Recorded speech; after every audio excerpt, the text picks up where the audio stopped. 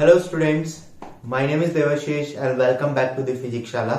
आज के लेक्चर 10.4 में मैं बात करने वाला हूं एसी चैप्टर के न्यूमेरिकल्स के बारे में। इससे पहले लेक्चर 10.1, 10.2, 10.3 में हमने एसी की रिलेटेड थ्योरी पढ़ी थी। आरएमएस वैल्यू क्या होती है, एसी क्या होती है, पावर क्या होती है और AC circuit and resonance quality factor से रिलेटेड बात हम कर चुके हैं।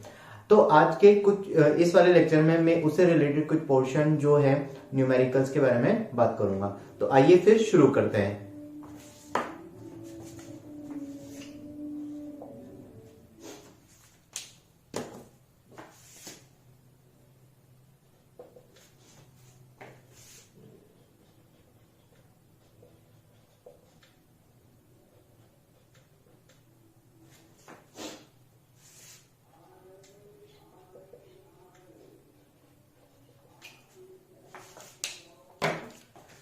देखिए, फर्स्ट न्यूमेरिकल जो दिया हुआ है वो है v equals to 5 cos omega t and i equals to 2 sin omega t. अब इसमें क्या निकालना है? सबसे पहले तो हमें ये चेक करना है, हम यहाँ पर सारी चीजें चेक करेंगे जो हम, क्योंकि हम न्यूमेरिकल कर रहे हैं सीखने के हिसाब से, ठीक है। तो सारी चीजें, सबसे पहले मुझे यहाँ पर ये बताओ कि v नोट क्या होगा। तो v नोट मुझे पता चल रहा है 5, ठीक है। फिर मुझे बताओ कि आई नोट क्या होगा। आई नोट होगा यहाँ पर 2। तो v नोट और आई नोट हमें पता लग चुका है। अब यहां पर हमें बात करनी है कि अगर हमें यहां पर v नोट आई नोट पता लग जाए तो Vrms की वैल्यू भी निकाल सकते हैं। तो अगर मैं Vrms निकालना चाहूं then Vrms will be v naught by root 2। अब मैं कैसे डायरेक्ट लिख रहा हूं? क्यों? क्योंकि मैंने तुम्हें बताया था कि साइन और कॉस, सिर्फ और साइन और कॉस की फॉर्म में अगर करंट और वोल्टेज आता है तो ये देखो, वोल्टेज में सिर्फ कॉस आ रहा है, करंट में सिर्फ साइन आ रहा है। तो यहां पर आरएमएस वैल्यू को डिवाइडेड बाय रूट 2 करके निकाल सकते हैं। तो यहां पर वैल्यू हो जाएगी 5 रूट 2, ये इसकी आरएमएस वैल्यू। और आई आरएमएस वैल्यू की बात करूं अगर मैं, तो ये हो जाएगी 2 रूट 2, यहां पर कितनी हो जाएगी? रूट 2, ठीक है। ये चीज यहां पर क्लियर है। अब एक और चीज निकाल सकते हैं, यहां पर V दिया हुआ है, I दिया हुआ है, तो हम यहां पर Z निकाल सकते हैं। जिस भी सर्किट में ये और ये दोनों करंट होंगे, जिस भी सर्किट में ये करंट और पोटेंशियल आ रहा होगा, उसका इंपीडेंस कितना होगा। इंपीडेंस निकालने का तरीका हमने देखा था, इंपीडेंस होता है Z equals to V naught divided by I naught या Vrms डिवाइडेड बाई IRMS। ध्यान से देखना एकदम, क्योंकि हम इसमें पूरी राम कहानी लिखने वाले हैं, पूरी की पूरी चीजें देख रहे हैं। तो Vrms जो होगा, या देखो v नोट मुझे पता है तो मैं ले लेता हूं 5 और IRMS ले लेता हूं 2, तो कितना हो जाएगा? 2.5 ओम। ये यहां पर एम्पियर में और ये वोल्ट में। क्लियर है ये चीज? तो यहां पर हमारे पास ये चल चुकी है।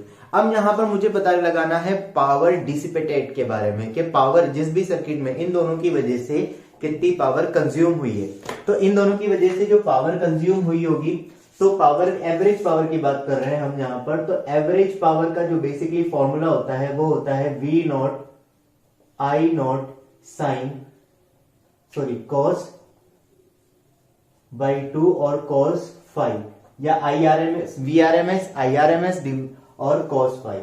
तो ये दोनों पता है। अब यहां पर सबसे बात आती है फेज डिफरेंस निकालना। यहां पर फेज कितना है, फेज एंगल कितना है। तो फेज एंगल के लिए किसके बीच का, ये फेज एंगल किसके बीच में होता है? Total current and total potential के बीच में। तो पोटेंशियल ये दिया हुआ और ये दिया हुआ। अब फेज एंगल निकालने के लिए सबसे पहले पता होना चाहिए कि इन दोनों को सेम, इन दोनों का सेम फंक्शन होना जरूरी है। यहां कोस है, यहां साइन है, तो मैं इसको ऐसे लिख सकता हूं 5 साइन ओमेगा टी प्लस 90, ऐसा लिखा जा सकता है, ठीक है। या फिर 90 माइनस ओमेगा टी लिख, देखो या तो मैं इसको ओमेगा टी प्लस, देखो या तो मैं 90 माइनस ओमेगा टी लिख सकता हूं या 90 प्लस ओमेगा टी लिख सकता हूं। 90 माइनस ओमेगा टी लिखूंगा तो ओमेगा जो है 90, यहां पर अगर मैंने 90 माइनस ओमेगा टी लिखा तो इस हिसाब से यहां पर ओमेगा टी माइनस में आ जाएगा, तो बाहर माइनस का साइन आ जाएगा जैसा, इसलिए मैं वैसा नहीं करूंगा।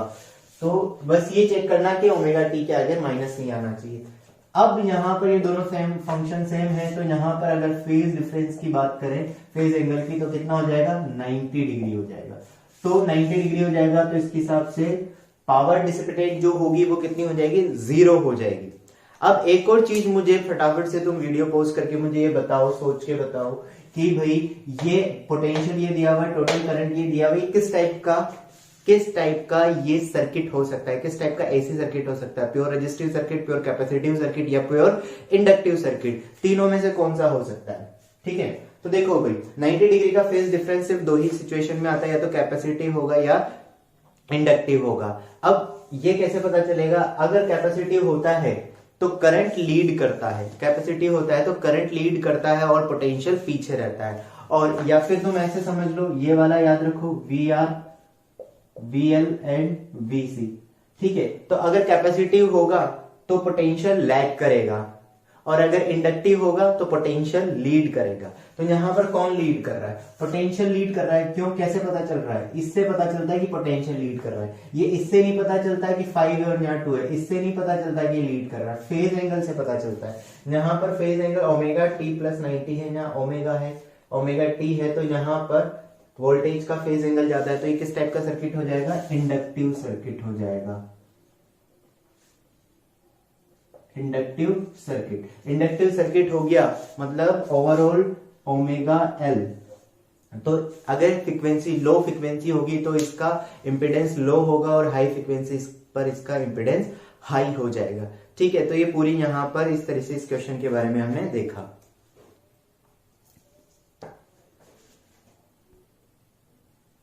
ये क्वेश्चन लिखा हुआ है I is equals to this one, और वोल्टेज लिखा हुआ है। तो मुझे निकाल के बताओ कि इसमें एवरेज पावर कितनी होगी। वीडियो पॉज करो और इसका आंसर चेक करो निकाल के, मैं डायरेक्ट आंसर लिखूंगा और क्रॉस चेक करना। चलो भाई अगले क्वेश्चन पे बढ़ते हैं।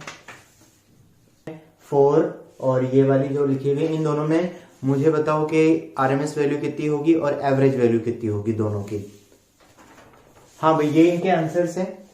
कैसे निकले, ये मैंने आरएमएस वैल्यू जो पढ़ाई थी तो मैं उस टाइम पे एक न्यूमेरिकल करवाया था, तो उसमें समझाया था कि इस तरह से जब भी फंक्शन दे दिए जाए तो डायरेक्ट आरएमएस वैल्यू निकालने के लिए जो ये I1 है उसका स्क्वायर, और कोस जो होगा उसकी जगह 1/2 लिखो, प्लस I2 का स्क्वायर, और साइन की जगह 1/2 और अंडर रूट ले लो। ठीक है, अगले क्वेश्चन में अगर हम बात करें, हमसे पूछा गया है कि किसी भी एलसीआर सर्किट में फेज एंगल जो होता है वो कितना हो सकता है। अब बात करते हैं एलसीआर सर्किट की, तो हमें पता है, जैसे नॉर्मली हमें पता होता है कि रजिस्टिव सर्किट में फेज एंगल 0 होता है, कैपेसिटिव और इंडक्टिव सर्किट में फेज एंगल 90 डिग्री होता है, फेज एंगल जो आता है वो 90 डिग्री होता है। और एलसीआर सर्किट में न तो 0 होगा न 90 डिग्री होगा, क्योंकि उन तीनों में, इसी तरह से कैपेसिटिव और रजिस्टिव आर और सी वाले सर्किट में भी 90 नहीं होगा और 0 भी नहीं होगा। इसी तरीके से एलसीआर सर्किट में अगर हम बात करें तो आर इधर आ जाता है, या वी आर आप ऐसे बोल सकते हो, वी एल इधर होता है और वी सी इधर होता है। तो इसका वी नेट इधर कहीं आएगा, तो इसका मतलब ये एंगल जो रहेगा वो कितना आएगा, 0 से लेकर 90 के बीच में होगा। तो नॉर्मल सिचुएशन में जो फेज एंगल होगा वो किसके बीच में रहेगा, वो 0 से लेकर 90 डिग्री के बीच में रहेगा। लेकिन एक सिचुएशन ऐसी भी हो सकती है जब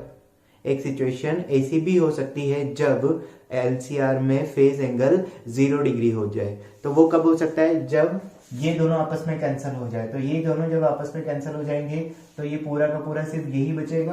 तो स्पेशल केस की मैं बात करूं तो ये 0 डिग्री भी हो सकता है, उसको हम बोलते हैं रेजोनेंस वाली सिचुएशन। ठीक है, तो एलसीआर सर्किट में या तो 0 से 90 के बीच में होगा, या फिर 0 होगा, और 0 कब होगा, जब रेजोनेंस आ जाए। नेक्स्ट क्वेश्चन हमें दिया हुआ है कि इंडक्टेंस है और एक कैपेसिटेंस है, दोनों की वैल्यू दी हुई है। तो अगर इन दोनों सर्किट को, इन दोनों कंपोनेंट्स को यूज करते हुए हम कोई भी सर्किट बनाते हैं, एलसीआर सर्किट बनाया जाता है या एलसी सर्किट बनाया जाता है, तो उसमें रेजोनेंस फ्रीक्वेंसी क्या होगी। तो रेजोनेंस फ्रीक्वेंसी के बारे में हमने पढ़ लिया है। तो रेजोनेंस फ्रीक्वेंसी जो होती है वो बेसिकली 2π√LC होती है। अगर हम ओमेगा नॉट की बात करते हैं तो 1/√LC होगी। ओमेगा नॉट को लिखा जा सकता है 2πf0। तो इसको सॉल्व करो तो 1/2π√10⁻⁴ एंड 10⁻�6 आएगा। तो ये 10⁻10 हो जाएगा। तो ये कितना हो जाएगा, 10⁻10 तो -5 और 10⁻5 डिवाइडेड बाई 2π। इसको सॉल्व करोगे तो ये f0 निकल कर आ जाएगा हमारे पास 10 डिवाइडेड बाई 2 एंड 10⁻⁴ और 1/ पाई, ये से 5 टाइम्स, तो 5/पाई इंटू 10⁴ हर्ट्ज के आसपास ये वैल्यू निकल कर आ जाएगी। ठीक है, और 1/पाई को 0.31 समथिंग लिख सकते हैं, तो आप उसको सॉल्व करोगे तो वो 1.5 समथिंग कुछ वैल्यू निकल कर आ जाएगी। देखो अगले क्वेश्चन में हमें दिया हुआ रेजिस्टेंस, इंडक्टेंस और फ्रीक्वेंसी दी हुई है, मतलब ये LR सर्किट है। LR सर्किट है तो सिंपल सी बात है भाई, देखो जब भी आपको सर्किट समझ में आ जाए ना किस टाइप का सर्किट है, तो आप उसका फेजर डायग्राम बना लेना। ये R हो जाएगा और ये XL हो जाएगा, क्योंकि मुझे पता चल रहा है LR सर्किट है तो ये Z इधर आ जाएगा। सिंपल सी बात, इससे क्या होगा, आपको थोड़ी सी क्लियरिटी आने लग जाएगी। R पता है मुझे। अब इसमें फेज एंगल पूछा गया, मतलब ये पूछा गया है, फेज एंगल पूछा गया है, तो देखो यहाँ पर अगर एक्सएल पता चल जाए तो एक्सएल और आर के थ्रू हम फेज एंगल बता सकते हैं, जेड भी बता सकते हैं। तो हम यहाँ पर एक तो जेड भी बताएंगे और फेज एंगल दोनों की वैल्यू कैलकुलेट करेंगे। अब एक्सएल अगर पता है तो एक्सएल क्या लिखते हैं हम, ओमेगा एल। ओमेगा क्या होता है, 2 एफ इंटू एल। तो 2 एफ की जो वैल्यू है 200 और एल की वैल्यू है 1/पाई। पाई से पाई कैंसिल, कितना हो गया 400 ओम। तो एक्सएल की जो वैल्यू आएगी वो आ जाएगी 400 ओम। एक्सएल पता चल गया, आर पता है, तो यहां लिख लो कि ये कितना है 300 ओम, ये वैल्यू है 400 ओम। तो ये वैल्यू जो आएगी जेड आएगा R² प्लस एक्सएल का स्क्वायर, क्योंकि यही बचा हुआ है। तो जब इसको सॉल्व करोगे तो ये बनेगा 500 ओम। अब मुझे निकालना है ये, तो तुम जैसे चाहो वैसे निकाल सकते हो। हम इसको अगर मैंने मान लो 10 लिखा तो मैं इसको एक्सएल डिवाइडेड बाई आर करके भी लिख सकता हूँ। तो एक्सएल जो होगा वो है 400, ये है 300, ये से कैंसिल आउट हो जाएगा 4/3। तो यहां पर फाई को हम लिख सकते हैं 10 इनवर्स 4/3।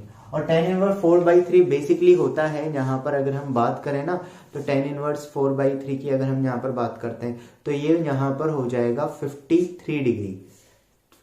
ठीक है, तो फाई जो होगा अगर अप्रोक्स वैल्यू हम निकालें तो ये 53 डिग्री निकल कर आ जाएगा आंसर। जेड की बात करें तो जेड हमने निकाल ही लिया। ठीक है, अब इसी क्वेश्चन में मान लो तुम्हें मैं वोल्टेज दे देता हूं। सपोज यहां पर V नॉट दे दिया मैंने 220 वोल्ट, सॉरी 200√2 वोल्ट, ये पीक वैल्यू दे दी। अब तुम्हें अगर आई नोट कैलकुलेट करना हो तो आई नोट कैसे कैलकुलेट करोगे, देखो कैलकुलेट करके। तो आई नोट क्या हो जाएगा 220√2 डिवाइडेड बाई, तो V naught divided by Z note, तो 220√2 डिवाइडेड बाई जेड नोट कितना है 500, इससे ये कैंसिल आउट हो जाएगा, तो 22√2 डिवाइडेड बाई 50, ये इसका करंट निकल कर आ जाएगा। ठीक है, इंडक्टिव सर्किट है, ऑब्वियसली बात है, तो देख लो 53 आया है। अच्छा मुझे बताओ क्या इस सिचुएशन में रेजोनेंस हो सकता है, इस सर्किट में रेजोनेंस हो सकता है? नहीं हो सकता। रेजोनेंस सिर्फ उसी सर्किट में हो सकता है जिसमें एल और सी दोनों अवेलेबल हो, क्योंकि दोनों ही एक दूसरे को कैंसिल करेंगे तभी हो पाएगा। क्वेश्चन जो दिया हुआ है कुछ ऐसा दिया हुआ है, एलसीआर सर्किट है, एल के अक्रॉस और सी के अक्रॉस एक वोल्ट मीटर लगाया हुआ है। अच्छा ये वोल्ट मीटर जो है ये हॉट वायर इंस्ट्रूमेंट वाले पर बेस्ड होते हैं, ये डीसी वोल्ट मीटर नहीं होते हैं। शो हम ऐसा रिप्रेजेंट कर देते हैं, लेकिन वो इंस्ट्रूमेंट नहीं है, ये अलग इंस्ट्रूमेंट होते हैं। एसी को हॉट वायर इंस्ट्रूमेंट्स के थ्रू ही मेजर किया जाता है, और जो एसी इंस्ट्रूमेंट होते हैं जो एसी करंट और वोल्टेज को मेजर करते हैं वो सिर्फ उनकी आरएमएस वैल्यू को मेजर करते हैं, ये चीज ध्यान रखना। डीसी वाले जो होते हैं उनकी सिंपल वैल्यू को कैलकुलेट कर लेते हैं, लेकिन ये आरएमएस वैल्यू को। खैर यहाँ पर क्वेश्चन में दिया हुआ है कि ये एसी सप्लाई है वोल्टेज की 1000√2 sin ओमेगा टी वीसी, इसके क्रॉस जो वोल्टेज है ये हमें गिवन है, और टोटल जो करंट यहाँ पर है आई 10 एम्पियर ये हमें दिया। अब ये 10 एम्पियर हमें कैसे पता चलेगा कि पीक वैल्यू दी हुई है आरएमएस? तो जब भी अगर डायरेक्ट दिया जाए तो उसमें ये एम एम्पियर जो होगा ये आरएमएस वैल्यू ही होगी। ठीक है, हमें निकालना है वीएल के अक्रॉस यहाँ पर।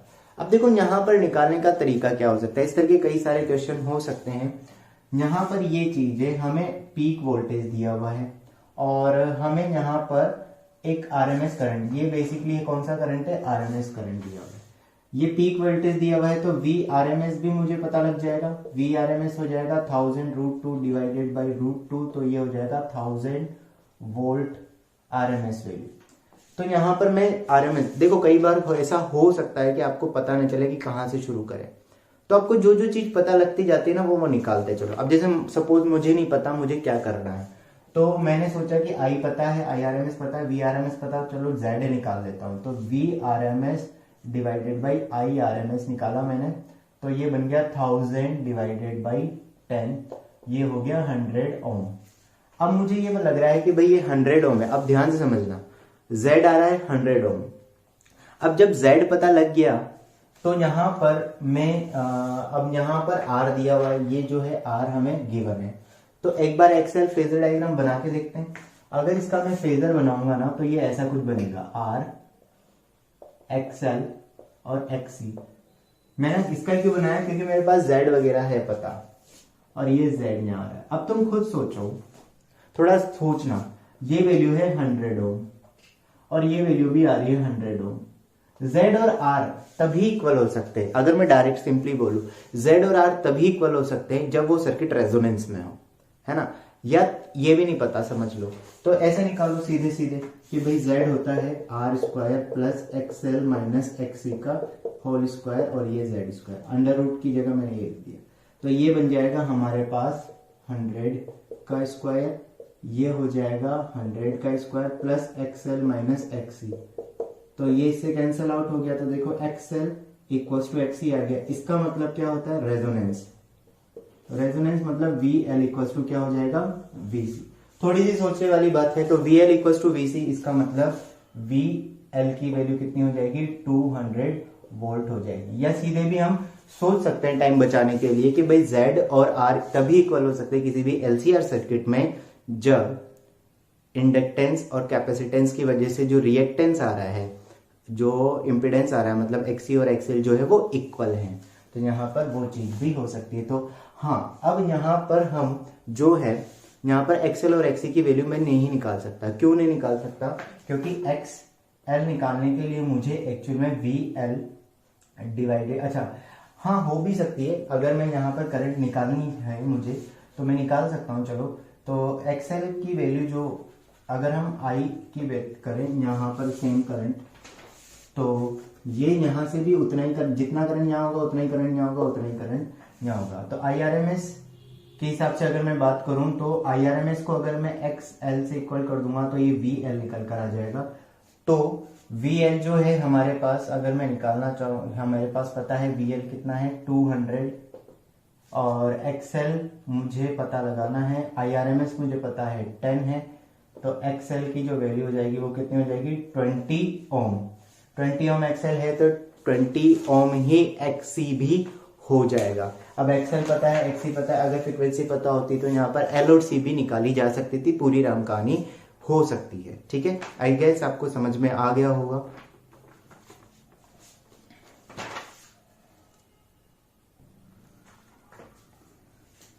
देखो भाई, यहां पर ये सर्किट दिया हुआ है, सर्किट में देख लो कि LCR सर्किट दिया है, सबके अक्रॉस एक वोल्ट मीटर लगा हुआ है। इन दोनों वोल्ट मीटर की रीडिंग्स आपको दी हुई है, इंडक्टर और C के अक्रॉस, कैपेसिटर के अक्रॉस जो वोल्ट मीटर है 300 और 300।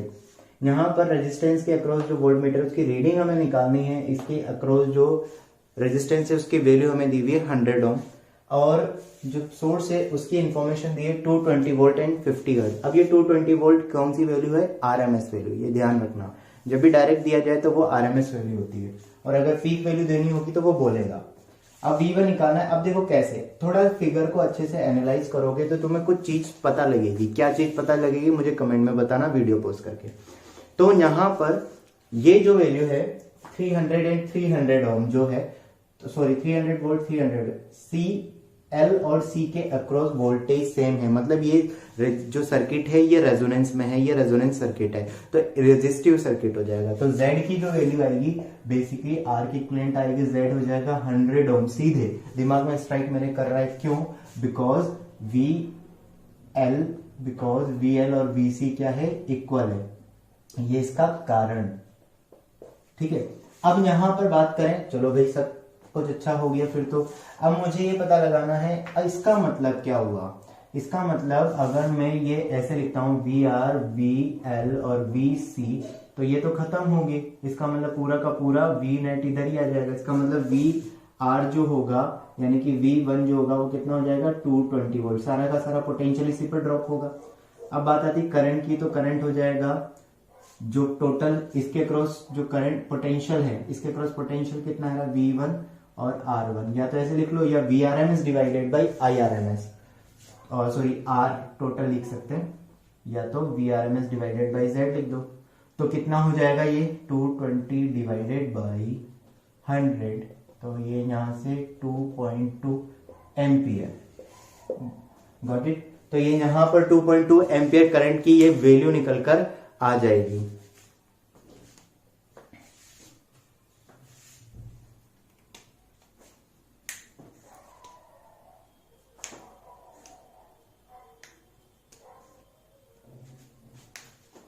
अच्छा, इसमें यहां पर करंट आ गया ना, तो मुझे एक चीज और बताना तुम लोग कि यहां पर अगर इसमें भी वही करंट होगा तो इस XC की वैल्यू, XL की वैल्यू और XC की वैल्यू और XL की वैल्यू निकालने का ट्राई करना कि कितनी निकल कर आती है।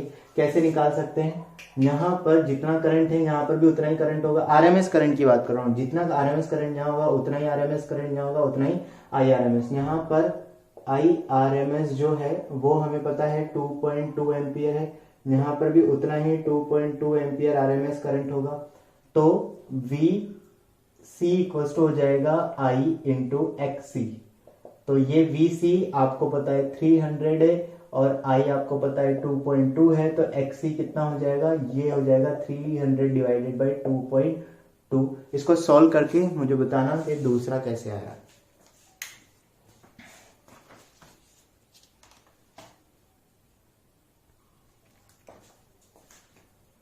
देखो भाई, अब लास्ट क्वेश्चन जो हम देखेंगे, यहां पर मैंने LCR सर्किट लिया है, लेकिन यहां पर ये LCR सर्किट पैरेलल में, अभी तक जो भी क्वेश्चन हम ले रहे थे उसमें LCR जो कंपोनेंट थे ये सारे सीरीज में आ रहे थे और हम करंट निकालते थे तो हम Z निकाल लेते थे और आराम से कैलकुलेट कर देते थे।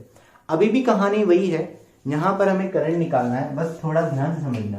करंट मुझे निकालना है तो करंट के लिए मुझे V0 डिवाइडेड बाई Z0 करना पड़ेगा। अब यहां पर जब भी देखो, सिंपल सी चीज है, आप इसको ऐसे समझो, जब सपोज रेजिस्टेंस होते तो रेजिस्टेंस अगर सीरीज में होते तो हम direct R1 plus R2 plus R3 इस तरह से करके निकाल लेते हैं।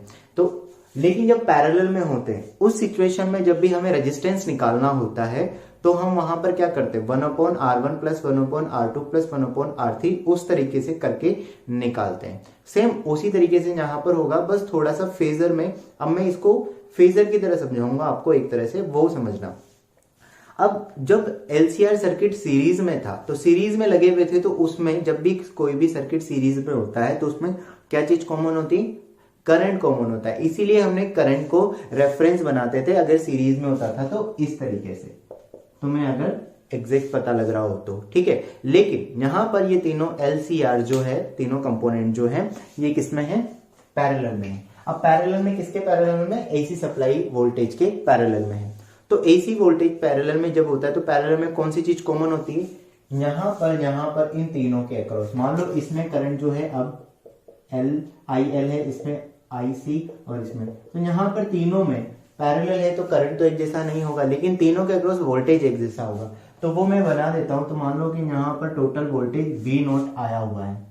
अब हमें ये देखना है, अब यहां पर करंट की डायरेक्शंस बनानी है, क्योंकि हम उसी के क्रॉस उसी की तरीके से निकालेंगे, तो बिल्कुल टेंशन लेने वाली बात बिल्कुल भी नहीं है। तो यहां पर अब बस R से शुरू करते हैं। अब देखो, रेजिस्टेंस और वोल्टेज के बीच में कितना फेज डिफरेंस होता है, 0 फेज डिफरेंस होता है। तो यहां पर IR जो बनेगा वो इसी डायरेक्शन में आ जाएगा, IR। हम बात करें अब IL की, तो IL मतलब इंडक्टर में करंट क्या होता है, लीड करता है या लैग करता है, करंट लैग करता है और पोटेंशियल लीड करता है। V ऊपर रहता था, ये चीज कहीं पर भी एक जैसी होगी, चाहे सीरीज वाला सर्किट हो चाहे पैरेलल सर्किट हो। तो इंडक्टर में करंट लीड नहीं करेगा, पोटेंशियल लीड करेगा। तो पोटेंशियल लीड करेगा इसका मतलब करंट लैग कर रहा होगा। तो यहां पर IL आप नीचे बना दो और इसी तरीके से IC ऊपर बन जाएगा, ठीक। अब सिमिलरली अगर मैं करंट के हिसाब से यहाँ पर जैसे इम्पिडेंस वाला होता था वैसे से हम सिचुएशन में बनाऊं तो यहाँ पर ये बन जाएगा 1/r, यहाँ पर बन जाएगा 1/xc और यहाँ पर बन जाएगा 1/xl। मैंने ऐसा क्यों लिखा है, क्योंकि मैंने तुम्हें पहले भी बोला है कि पैरेलल में क्या ऐड होता है 1/r1 1/, इसी तरह से यहाँ पर क्या ऐड होगा 1/xl, उस तरीके से हमें लेना है। ठीक है, और भी मैं तुम्हें डायरेक्टली भी बता दूंगा, लेकिन मैं थोड़ा इस तरह से आपको इसलिए सिखाना चाह रहा हूँ। ठीक, अब यहाँ पर अगर हम बात करें तो इसमें अगर यहाँ पर z नहीं निकलेगा, यहाँ पर हम क्या निकालेंगे I/z, तो कितना बनेगा 1/xl माइनस 1/xc का स्क्वायर प्लस 1/r का स्क्वायर और ये अंडर रूट।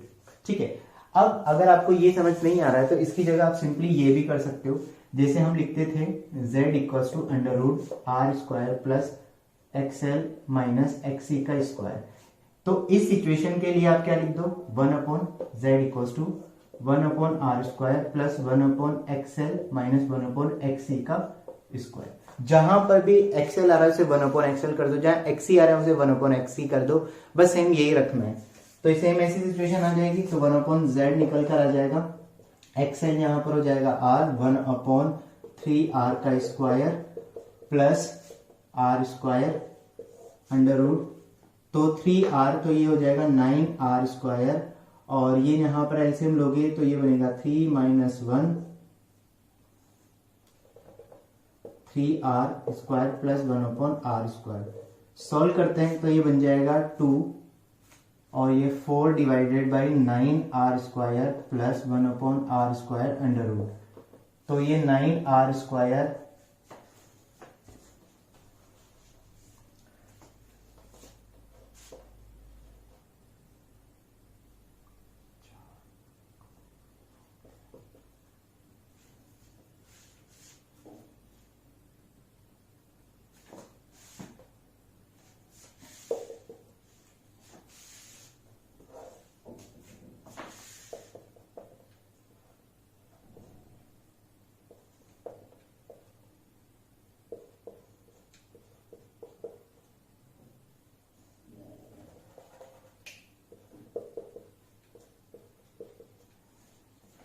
देखो, तो यहाँ पर z की जो वैल्यू हो जाएगी 1/z की वैल्यू ये निकल कर आ गई, और यहाँ पर मुझे 1/z ही लिखना है, तो यहाँ पर या z निकालोगे तो 3/√13 हो जाएगा, वैल्यू पुट करोगे तो I0 की ये वैल्यू निकल कर आ जाएगी। ठीक है, तो ये इस तरीके से हमने निकाला। अगर तुम्हें ये फिगर से नहीं समझ में आता है कोई बात नहीं, ये जो डायरेक्ट तरीका बताया उससे निकाल लेना। क्या है डायरेक्ट तरीका, 1/z इक्वल z की जगह 1/z, r की जगह 1/r, एक्सएल की जगह 1/xl, एक्सी की जगह 1/xc कर दो, सिंपली आंसर निकल कर आ जाएगा, कोई दिक्कत वाली बात नहीं। अब मुझे अगर ये समझ में आ गया है तुम्हें तो मुझे ये बताना, ये आंसर जो है मैंने r की टर्म्स में निकाला है, अगर मैं इसको एक्सएल और एक्सी की टर्म्स में लिखूंगा तो क्या आंसर निकल कर आएगा। ठीक है, आई होप आपको आज के जितने भी न्यूमेरिकल्स है वो समझ में आ गए होंगे, और जितना भी एसी वाला पोर्शन था वो मैंने कवर कर लिया है। यहाँ पर अगर कुछ पर्टिकुलर पोर्शन या कुछ पर्टिकुलर टॉपिक छूट गया होगा तो मैं उसको अलग से लेक्चर बना के डाल दूंगा। ठीक है, तो बने रहिए फिर फिजिक्स शाला के साथ। Thank you very much.